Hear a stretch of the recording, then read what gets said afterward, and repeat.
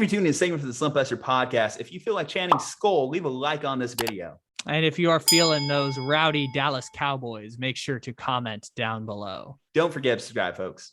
We have the Dallas Cowboys coming off bye, Minnesota Vikings also coming off bye. So both teams don't necessarily have the advantage in terms of rest here, though the Cowboys are 1.5-point favorites on the road. As far as injury concerns, Dalvin Cook has been banged up throughout the year. You would think the week of rest did him some good.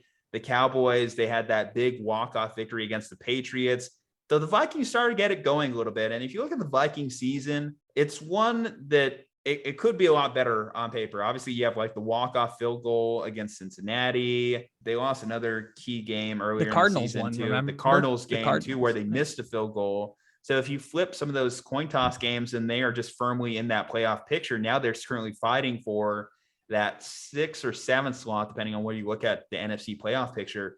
I think the Vikings are going to be a playoff team because what they're doing offensively, it makes them at least a top 10 team in terms of the NFC. What they have offensively is some good pieces. Kirk Cousins is having a great year. Dalvin Cook is a top 5 running back. Justin Jefferson and Adam Thielen have been living up to their value. They don't have much in the tight end. And of course, that offensive line is always an issue with them. Their defense has been progressively playing better, is one thing I will say. When their defense came into the season, I looked like, oh, this is the 2020 Vikings defense. This isn't a traditional Mike Zimmer defense that we've gotten used to. But no, their defense has slowly gotten better. I think that's a lot of young guys just slowly falling into their role.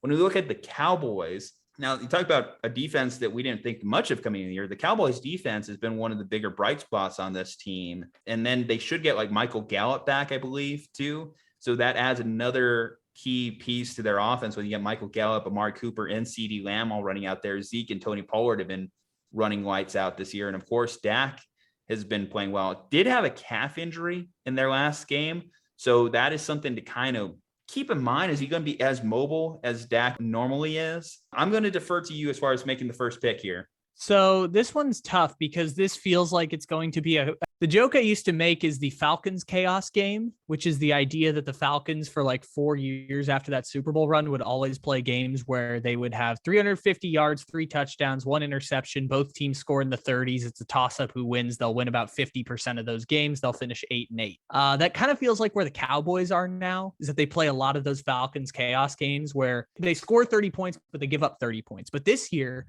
the defense has been good enough in forcing a lot of turnovers, which masks a lot of inefficiencies on defense. They forced enough turnovers where now they're only allowing like 20 points a game. So here they are sitting 5-1, coulda, shoulda, woulda beat the Tampa Bay Buccaneers to be 6-0 if Greg Zuerlein doesn't leave all those points on the field. And the Cowboys feel like this week could be one of those classic chaos games where the Vikings aren't going to be able to stop anyone. You talked about the Vikings defense being a little bit better this year. And while I agree with that, I think that the Vikings do need some more pieces in the secondary to help them out a bit more. So the Vikings currently are ranked 6th in defensive DVOA this year, which is quite shocking considering it felt like coming into this year, they were the same team as last year that finished 24th in defense, but then you add Danielle Hunter back to the team. Obviously, they brought in Peterson. He's battled injuries. Rashad Breeland hasn't been very good for them. So they're looking for pieces there in the secondary. The Cowboys obviously can hit you in so many different ways. To make this pick, I am going to go with the Dallas Cowboys to win this week, but it feels like another one of these toss-up games similar to the Titans and Colts. And I feel like I might be throwing this one away because I do really like the Vikings this week. I think the Vikings are kind of in that same territory as the Saints, where they're kind of like battling for that 7th playoff spot in the NFC. They're really trying to grab hold of that last spot, and maybe they'll both make it and not really deserve it, but they're both kind of fighting for that last playoff spot to just get to 500 at this point in an NFC that is super top heavy and then has like 7 crap teams after that. So maybe the Saints and Vikings will get there. But I know the Cowboys are good. How good? Not exactly sure, but I know the Dallas Cowboys are good. And so if you're giving me an option in this chaos game, I will take the Cowboys, even though I do think Kirk Cousins will have 0 turnovers. And that will be the first time this year that the Dallas Cowboys will not have forced a turnover in a game this season.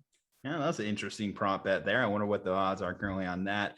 I will say, and this is a game too, you mentioned this is a toss-up type game. This is a game I could go either way on too. I mean, again, what does either team necessarily have a huge advantage over another in terms of like one key category? I'm going to say the fact that the Vikings are getting a little healthier coming in this game, having Dalvin Cook at full strength is going to help them have a great running game that's going to set up play action, and that's going to make the Vikings offense what it should be, a more balanced offense.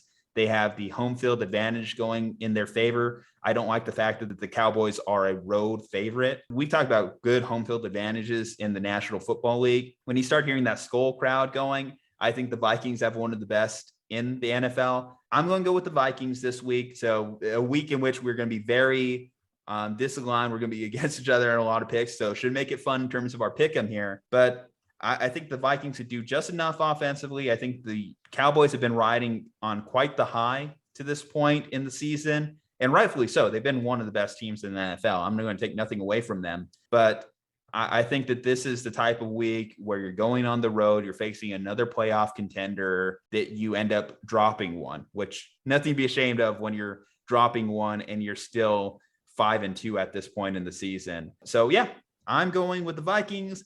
You are going with the Cowboys.